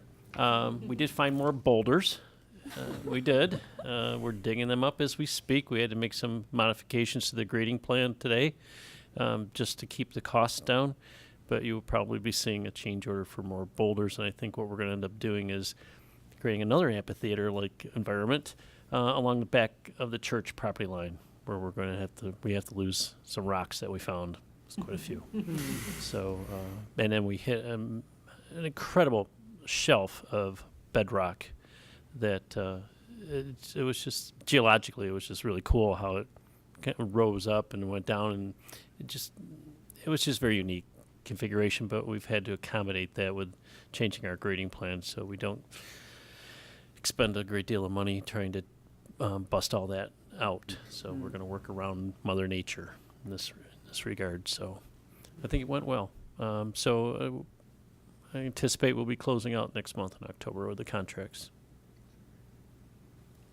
Yes, Barb.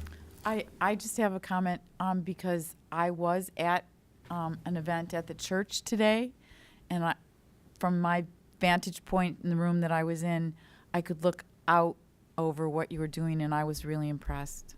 So I just wanted to tell you. Thank you. It looks where are those boulders? Because I didn't see those. Oh, there's, right at the end of the bus loop, there's a big pile of them. Oh, okay. Yeah, Okay, and, because I was further down towards the tree line. and they're just digging them up as they've been grading, just hitting them. It's remarkable. It really is. And, Hey, Mother Nature. There's a rock quarry just a quarter mile away. I know, right? You could be a rock quarry at that Right. site at your school.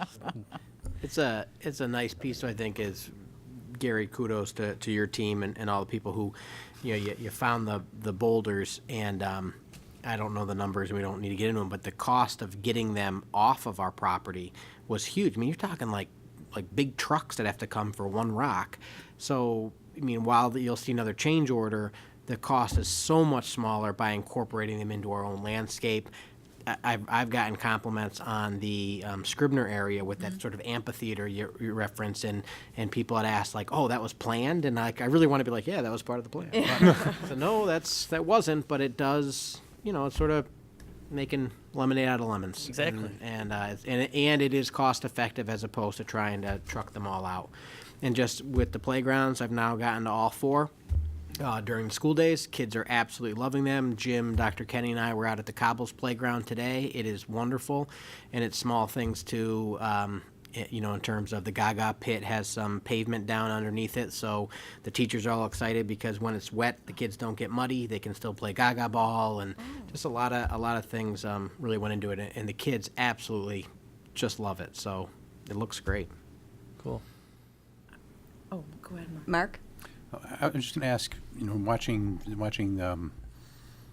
the playground change out. I live near Scribner. Some of that equipment was in reasonable shape. Obviously, you're taking it all out. What happened to some of the equipment we took out? Was it in any way salvageable for use in another school, or is it just turned into scrap metal? Turned into scrap metal. That Well, for the question most came part. up from Yeah. some community members who reached out, local organizations that were hoping.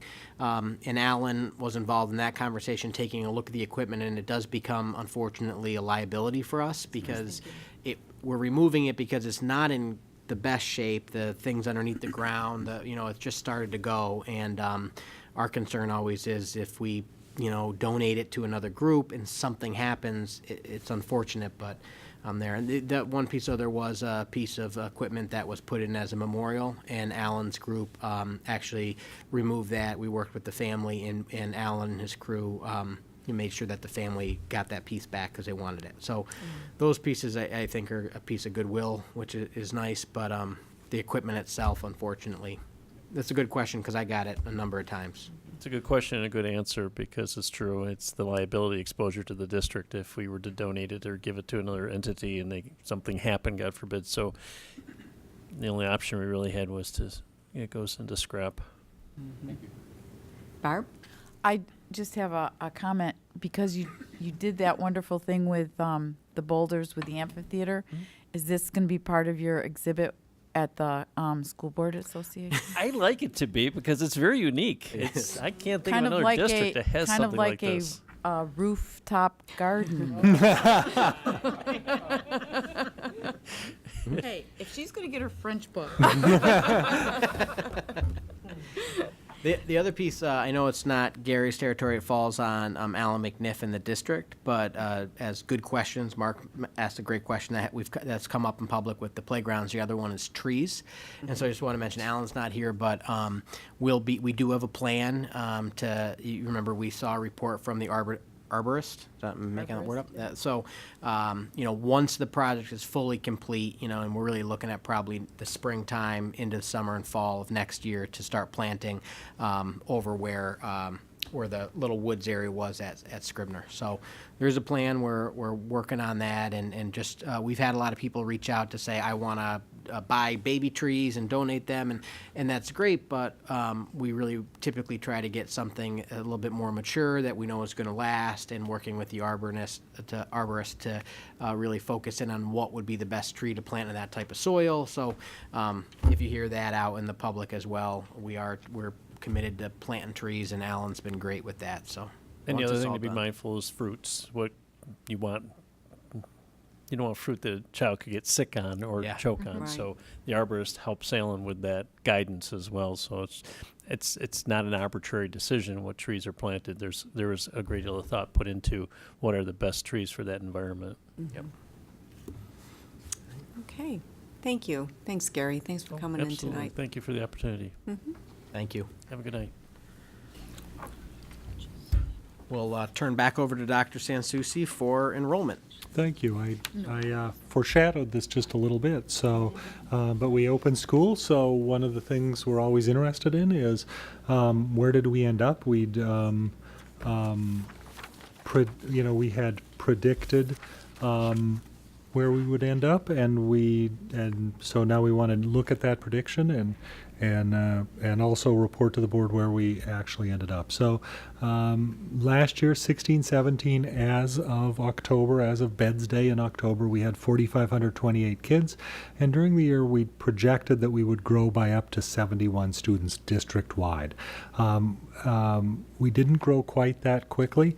We grew by 30 students district-wide, primarily at the elementary school level. I'll show you what that looks like school by school. So we haven't done the full analysis, so at an upcoming board meeting we'll go through the whole report. We'll see, and the board will see where we ended up. But I can tell you where we ended up with regard to the projection and sort of the big picture. So, where were those hits and where were those misses? That difference between 27 and 71, 42 students, where was that at? So a lot of that at the elementary school, and that's to be expected. We'd kind of front-loaded. We have a long history with enrollment projections in Penfield. We front-loaded it a little bit in this last year because we knew we were facing some significant development, and we may have been a little bit aggressive in terms of our time frame of that, and in terms of our expectation of when things would be done. So I think that's what happened there. We'll need to pull that apart a little bit, we'd projected 327, we're at 311 in kindergarten. Grades 1 through 5, that's pretty close, 12 kids. And then pretty much the same on, but a little bit under, 3 kids at the middle school and 11 kids at the high school. So they're all under. That sort of makes sense because we had put in fairly aggressively for enrollment at the elementary levels, and it sort of flows through. So that's where we're at. Not as close as we usually are, but not bad, right? I guess I'd give us a B, maybe a B minus. This, though, is what that looks like in terms of the reality in the classroom at the elementary school level. Obviously at the middle school and the high school level, we have more capacity. Class sizes have tended to be smaller. And because of the buildings, the space at the buildings, our ability to grow at the elementary schools is limited. So if you can't break sections and add more classes, then the class size themselves are going to grow, and that's going to be our reality at these buildings for the next several years as we work through additions. So Cobbles. Overall, we're still in a reasonable spot. Cobble's overall average class size last year was just barely 20.9. We're at 21.5. But of course, that's the building average. If you're a teacher or a parent, you're interested really in your own student's class, and you can see at Cobble's there, though, at each of the grade levels, around 22 students. Where we're starting to bump up bigger than our where we've been traditional is at the primary grades, K1-2, where our guidance has been around 23 kids per class, 25 kids at 4 and 5. You can see that at least in Cobbles at first grade, we're at the 26 kids per class level. Little bit smaller kindergarten class, but we typically grow from kindergarten to first grade. Again, at Harris Hill, fewer sections at Harris Hill and more restrained class sizes. You can see we're at about district-wide 20.5, 21.5 but a little more reasonable numbers at that building. Indian Landing and Scribner, again here, you can see that it's really first grade at Scribner, again, around 24 kids per class. Also in third grade, 24 kids. And in the 22s and 23 range at Indian Landing in the primary grades. So we're pretty tight, right? I mean, we have heard from parents. We've heard those concerns. It's a matter of space and availability. So we're working on that. We'll be moving forward with that elementary additions project. But in the meantime, I think every available piece of space in these buildings is going to be up for grabs over time. Are there any questions about that? Members? Sorry John? to keep asking. Did your enrollment projection include all of Windsor Ridge, or just like 10? Or? But we split it in thirds. Okay. And so you don't have any guess where you don't have no idea what grade they're going to come from. Right. So we split it in thirds and built it in that way. I think what actually happened is, it was about half built. There's still about half to go, I think. So we hit. What's going to be interesting about that is one of the things we hadn't really thought about or talked about. There's, I think, two pieces of enrollment projection that we just can't project how it's going to happen. Is a lot of those Windsor Ridge homes anecdotally have been bought by Penfield parents, or Penfield families, I should say, who move their child from, we've been thinking about that as a Scribner problem. But it's not, it won't be. If you move your family from Indian Landing or Harris Hill to Windsor Ridge, you're now a Scribner family, but your house is going to go for sale in Indian Landing,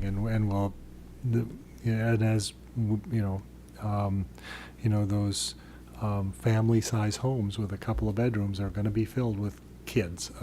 So the target's not where we think it is. So we're going to have to figure that out. And I think that same problem is going to occur at the Morgan development on Old Penfield Road as you head up towards the farm market there. That project is moving forward. That development is more upscale, smaller apartments that are aimed at, not aimed at families, right? And so we haven't really been considering too much the enrollment impact of that. That's in Indian Landing, but we haven't really been considering the enrollment impact of that. But I think the same thing's going to happen. Mom and dad in their big empty house are going to sell, move out, and move in there. It'll draw from all over the county. It'll draw from everywhere. But a lot of Penfield people will want to stay in Penfield.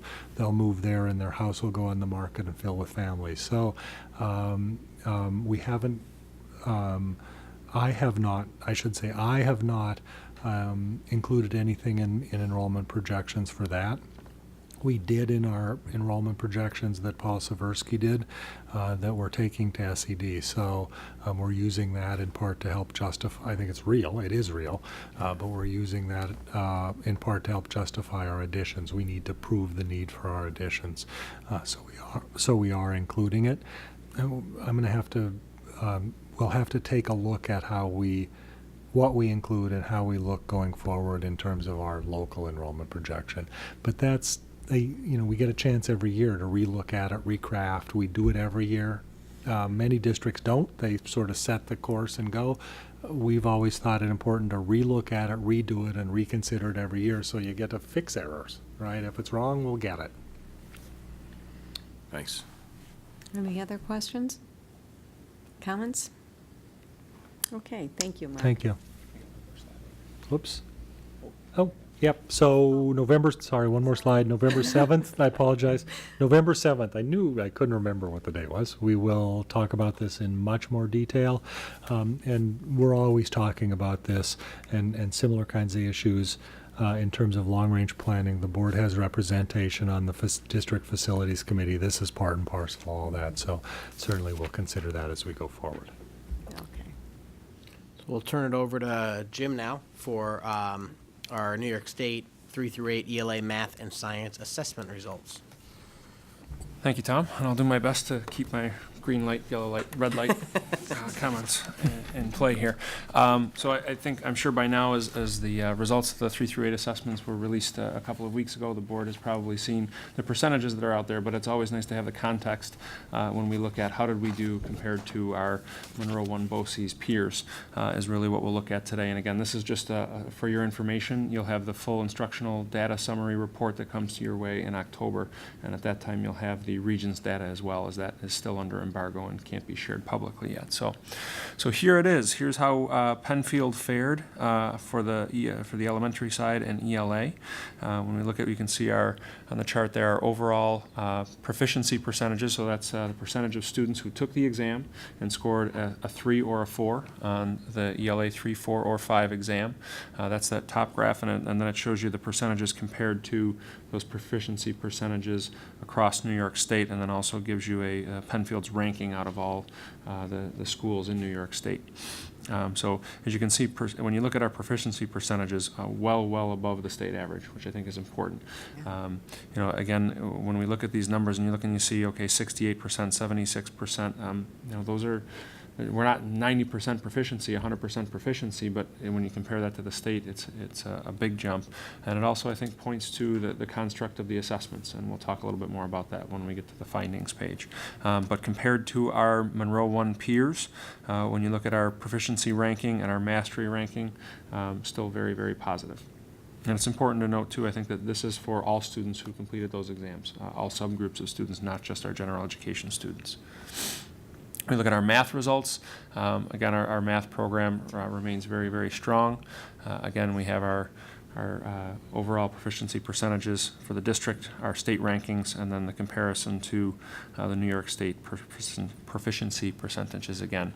And then our proficiency comparative rankings in Monroe 1 and mastery rankings in Monroe 1. So we continue to hold our own with our Monroe County peers. And then our Science 4 results. Again, very good. We can look at almost 97% of our students who take this Science 4 assessment achieving at a level 3 or 4, and that holding steady in terms of proficiency. We look at a third in Monroe County and third again in mastery as well. So key findings. Again, comparatively, we remain strong. Our efforts to align to the Common Core Learning Standards were effective, those working toward that guaranteed and viable curriculum piece. Our RTI model continues to have a positive impact on our test results.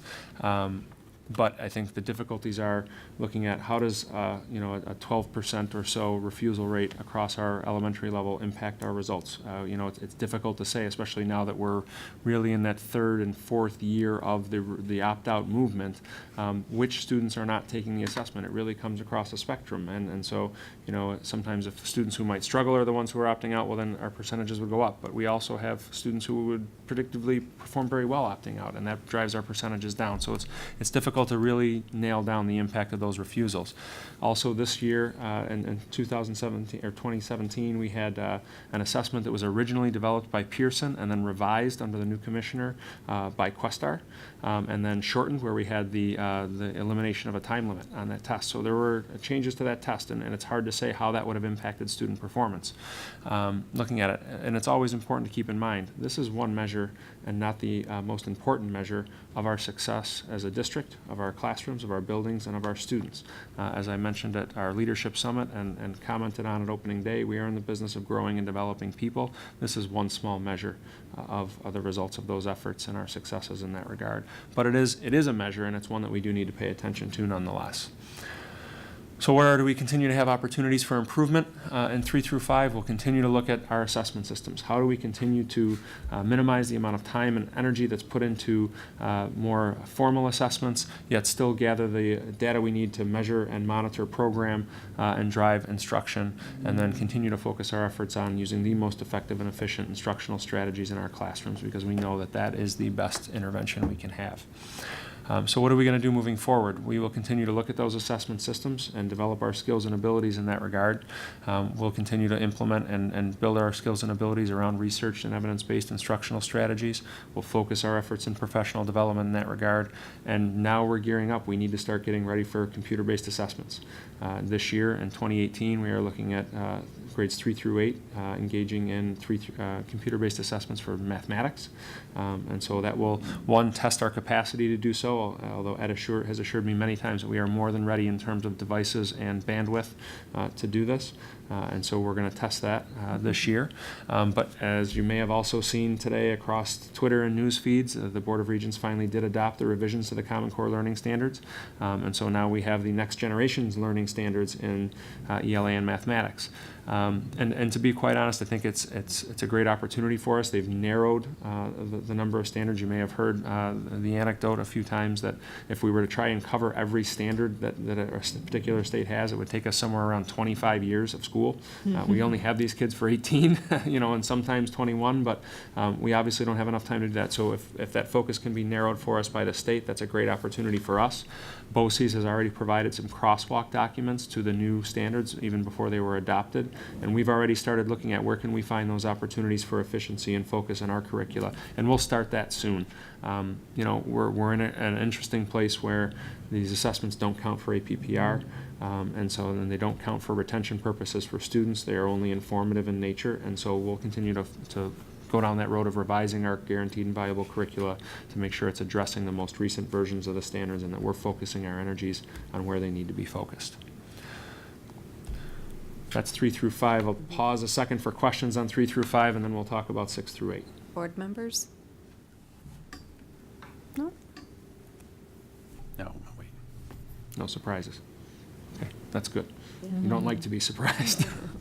6 through 8. Again, same setup here, and you can look and see, I think the highlight that we have there is when we look at our ELA 7, that was a good jump for us there, going up to 71% proficiency. But again, we're very strong compared to the state overall, and holding steady at the comparatives for proficiency and mastery. And middle school is one of those interesting animals. Our opt-out rate at the middle school level is closer to 35%, much higher. And so, again, that's very difficult to again, talk about how that might impact our results. But it's, I think we've always talked about the social pressures to opt out there too, and the greater influence that kids have on that decision being made. Then in math, again, proficiency, number 2, number 3, number 4 and 3 in terms of mastery, number 1 in terms of mastery in 8th grade.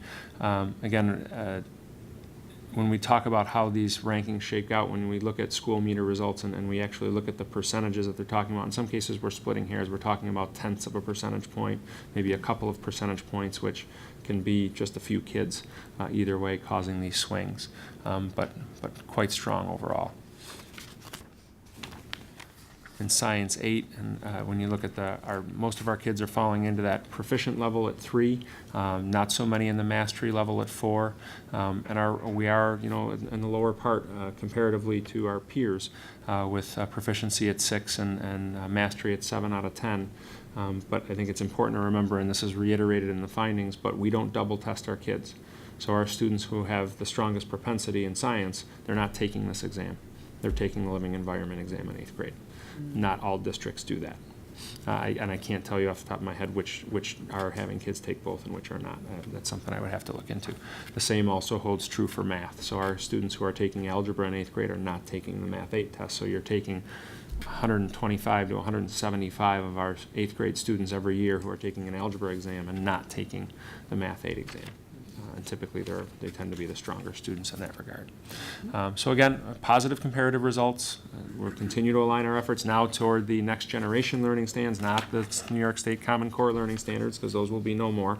I hadn't changed that yet because they hadn't been officially adopted yet, but we're getting there. Again, that's what I referred to in terms of students not taking the Math 8 as what we call the math waiver, and it also applies to living environment. We don't know how refusals are impacting us because, again, some of these kids have never never taken a state test. They've refused them right along, or they have refused so for their entire middle school career, so it's tough to tell and predict what they might have had. And again, we're still looking at revised tests, and now, again, for math, we'll be looking at computer-based testing for next year as well. It'll be interesting to see how that impacts performance, but we know it's going to be required, or at least that's what we're being told, in approximately 2021. So we need to start getting ready and getting our kids ready to take those computer-based assessments. So we still have some work to do. Despite the amount of curriculum writing that you heard about earlier, we still don't have guaranteed and valuable curricula. How many times is that, Barb? Across the board. We still, when our teachers get together, even though they might have 4 or 5 days to write curriculum, that's typically only a couple of units. It is intense, heavy lifting to write curriculum. And so oftentimes they won't get a whole year's worth written, as you heard our librarians were able to do, but they'll get a few units done. And then they might get some time during the course of the school year, and then it's the next summer to finish that and go back and make revisions to tweak what worked well and what didn't. So that is very much an ongoing process, and we'll continue that moving forward. Again, assessment is always a hot topic because we need to be efficient, we need to be effective, and again, those research and evidence-based instructional strategies. I think, again, when we look at where we're going to focus, we're in the same spot at the middle school. Continue to look at those strategies, focus our professional development.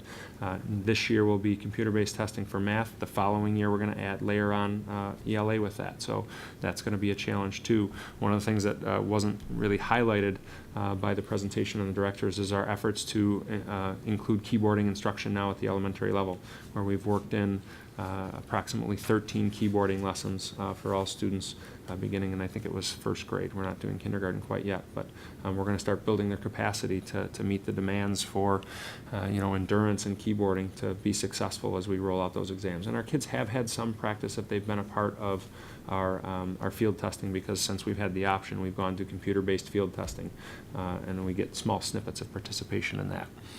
So I believe we're on the right track. I'm excited for the changes in the standards. Like I said, many times we have yet to have a cohort of students go through a set of standards K-12. I don't know that we ever will, but here's hoping. But it's certainly job security and opportunity for work for us and keeps us on our toes moving forward. Mm-hmm. So. Okay. Board members? Mark? So looking at this, and it's interesting to see the numbers, and I like looking at the numbers. And with this, you see, for example, in the 6 or 8, you got the same proficiency for ELA in 6 as you do for 8, but we got a big difference in where we rank. So there's a lot, how much of this is noise and how much of this is real difference in performance. And that's probably not as important as understanding the data that comes out of it, which comes back to the important thing for us is you get you understand how the questions were answered and how we do that, and you use that to evaluate curriculum. Now, have you received that, or when will you do it? Yes, we have received it, and we've already started that process. And through the Winnie Rick Data Warehouse, we are given a huge number of reports where we can drill down to a particular student and a standard, and we can look across classrooms, we can look across buildings, and across the district, and that work is ongoing now and has already started, where we can look at, okay, in this particular item, we had a gap to the region, we had a gap to the BOCES, we had a gap to the state, whatever it might be. How did our kids respond to that question? Where are those questions? And then we look back and we reference that back to the guaranteed and valuable curriculum. How did we provide instruction in that regard? And it may be different. Do we have differences across the buildings? Okay, if this building didn't have that gap, how did those teachers teach that at that particular time? Because we don't dictate the how. That's the magic of the teacher's art form in the classroom. How do you get your students from where they are to where they need to be? But that's that professional learning community conversation around how did you teach your kids to do that? I want to try that with my next group of kids if they exhibit that same need, and we have those conversations. We make sure it's in the curriculum, and that's something we need to be careful of, because the construct of the test, we don't know what's going to be on it. It's not like a Regents exam where they're pretty much asking the same type of question in a different way year over year. These tests, they might change which standards they're assessing from year to year. They can't all be important, right? So we do our best, but again, we've got that smaller amount of time. So we look at those reports, we have to make some judgments sometimes. You know what? That is a skill, we didn't do well on that. Maybe that one's not important to us. We're going to focus our efforts on something else because this one's more important to us. But certainly, yes, we have it, it's been provided, and we're working on it already. Great, thanks, because that's really where the real value is, why we Absolutely. want everyone to take these tests. Yep. Lisa, did you have a question? Okay. Barb? Jim, just, I know in the past, the students that are being reported, are those also inclusive of Penfield kids that go to other schools? I will have to go back and check. I mean, these would include, these are, I believe, only the results for the kids who are taking the test in our school, not our students who are at BOCES or at the non-pubs.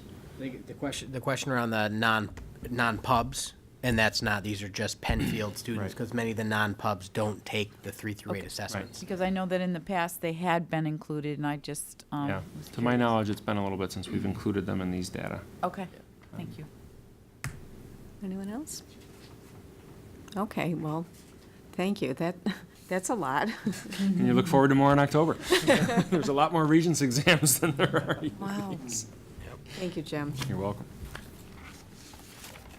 That concludes the superintendent reports. Wow, all right. What's that? Longer than the 5 minutes? No, I thought, you did a nice job, and I'll add to his 5 minutes of just Mark Elledge's comment around how we can use that to really look at the curriculum. And, I probably speak for Jim and Barb and Mark Sansucci and us as a district, that's where our struggle continues to be with the state, because they do have a moratorium in place where these test scores will not be part of the teacher and principal score.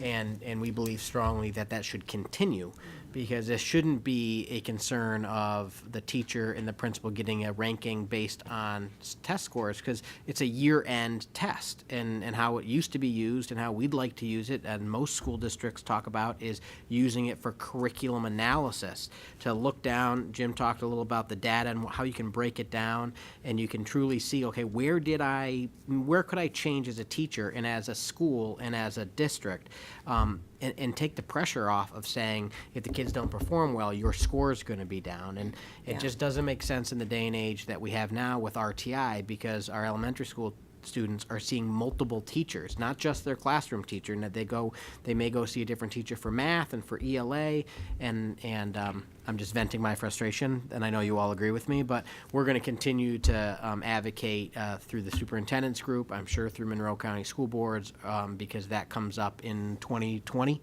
Is that the year, Jim, where the moratorium gets lifted? I think it's 2020. So we've got another 2 years this year and next year, but that's going to be a concern for us, because to really use that data to inform our instruction for the next year, you got to take the evaluation of staff off the table. We can do that in a lot of different ways, but a test that the state devises is not the way to do it. That's it. Now I'm done. You done? Okay. All right, board members, we're on page 3 for board business. Nothing for facilities this month, or this meeting. We have financial items. Walgreens tax refund. Resolution regarding an Article 7 tax certiorari matter. Walpen LLC, care of Walgreens, Walgreen Eastern Company, Inc. Walpen LLC, Company, Walgreens, Walgreen Eastern Company, Inc., formally challenged the tax assessment for real property located at 1659 Penfield Road, tax ID number 138.08138.1 for tax years 2015 through 16 through 2016-17. The town of Penfield has agreed to certain reductions in assessments. Justice Ark of the New York State Supreme Court, Monroe County, issued a decision adjudicating these challenges and reduced the assessments as follows. For 2015-16, a refund of $8,322.08. For 2016-17, a refund of $8,564.62, for a total of $16,886.70. May I have a motion, please, and a second, that the Board of Education approves the payment as described above and authorizes the payment of the refund from the tax certiorari reserve? Second. Any questions or comments? All those in favor? None opposed. Thank you. Richard Chiarenza and Penwood Apartments 2 LLC tax refund. Resolution regarding an Article 7 tax certiorari matter. Richard Chiarenza and Penwood Apartments 2 LLC.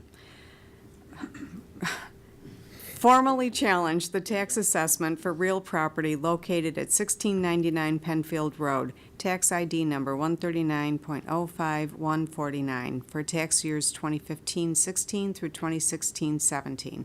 The town of Penfield has agreed to certain reductions in assessments. Justice Doyle of the New York State Supreme Court, Monroe County, issued a decision adjudicating these challenges and reduced the assessments as follows. 2015-16 year zero refund, and 2016-17 $12,098.31 refund for a total of $12,098.31. May I have a motion, please, and a second that the Board of Education approves the payment as described above and authorizes the payment of the refund from the tax certiorari reserve. So moved. Any questions or comments? All those in favor? None opposed. Thank you. Committee, Subcommittee on Special Education Appointments. Resolved that the attached 5C individuals be appointed to the District Committee on Special Education, District Preschool Committee on Special Education, and subcommittees for special education at Penfield High School, Bay Trail, Cobbles, Harris Hill, Indian Landing, and Scribner Road in accordance with Commissioners' Regulations, Part 200.3 for the 2017-2018 school year. May I have a motion, please, and a second that the Board of Education approve the committee, subcommittee on special education appointments? Second. Any questions or comments? All those in favor? None opposed. Thank you. PHS textbook approval. May I have a motion, please? Let's see, I just want to make sure, I just want to mention it, yeah, that the title of the book is SOAR for Special Education, and Department Skills for Success. The title is Learning and Soft Skills. This was presented to us at the August 8th meeting. May I have a motion, please, and a second that the Board of Education approve the above recommended textbook as presented on August 8th, 2017. So moved. Second. Any questions or comments? All those in favor? None opposed? Thank you. No remarks or presentations from me tonight. We do have some unfinished business. Appointment of student attendance keepers. Resolved that the following individuals are appointed as attendance keepers for the 2017-18 school year pursuant to 8 NYCRR Section 104.1. Sharon Dakin for Cobbles and Ashley Goder and Tracy Farrow for the high school. May I have a motion, please, and a second that the above revised organizational item be approved for the 2017-18 school year? So moved. Did I hear a second? Any questions or comments? All those in favor? None opposed. Thank you. Committee assignments. The Monroe County School Board Association committees has appointed John Piper as to be a member of the steering committee. So we are making mention of that. Congratulations, John. No new business tonight? I just have a question Yes. on our new business. Yes. Or actually, just a note. Did anybody go to the football game Friday night?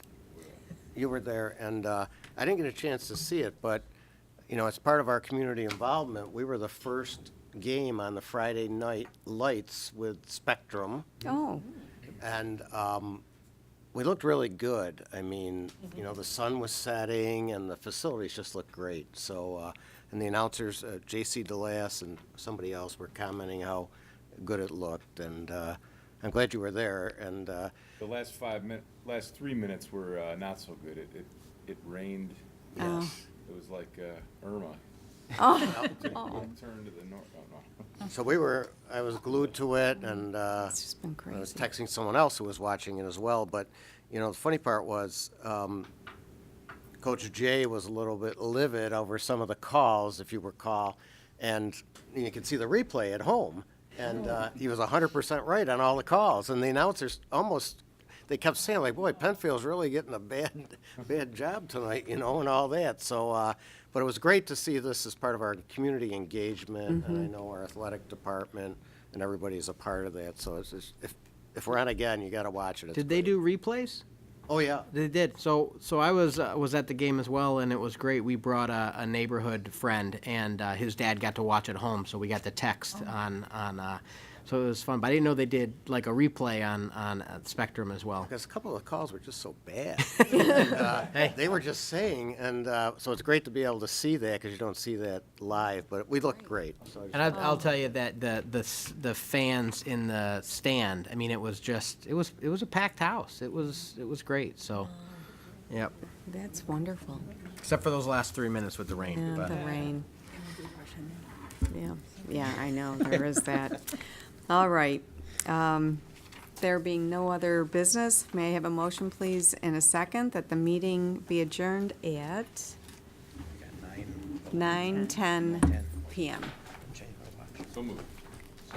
Any questions or comments? All those in favor? None opposed? Thank you. We did it. We did it.